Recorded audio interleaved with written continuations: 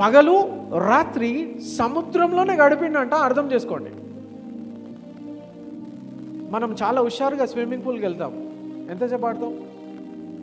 1 గంట 2 గంటలు, చాలా సాయంత్రం దాకా ఆడతాం. రాత్రి ఆయన ఏం మాట్లాడుతున్నాడో తెలుసా? సముద్రంలో ఉన్నాడంట. సముద్రమేనా అది? సముద్రము రాత్రి వేళ ఎట్లా ఉంటుందో తెలుసా? బీచ్కి వెళ్ళారు ఎప్పుడన్నా? బీచ్ని తెలుగులో సముద్రమే అంటారు కదా. సముద్రంలో ఎలా ఉంటుంది తెలుసా రాత్రి? పగలంటే వాళ్ళు వీళ్ళు వస్తుంటారు కాబట్టి పర్వాలేదు అనుకుందాం, అది కూడా చాలా ఇబ్బందే. కానీ రాత్రి వేళ కూడా సముద్రంలో దాక్కున్నాడంట. ఈయన సముద్రంలో ఉండాల్సిన పరిస్థితి వచ్చిందంట. నేను ఇదంతా ఎందుకు మెన్షన్ చేస్తున్నాను తెలుసా?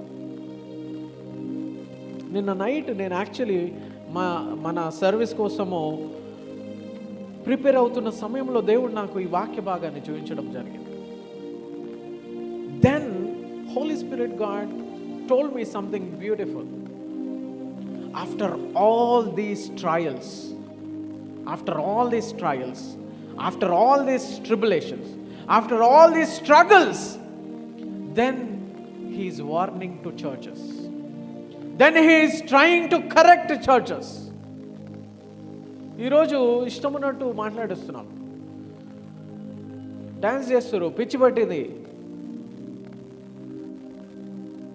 యూత్లో ఉన్నప్పుడు నేను కూడా చేసిన, రక్షణ అని తెలియనప్పుడు నేను కూడా చేసిన, రక్షణలోకి వచ్చినాక యేసయ్య కోసం కూడా చేసిన, ఇంకా చేస్తున్నా. There is nothing wrong in worshipping God by dancing. David did so and I will do so. Hallelujah.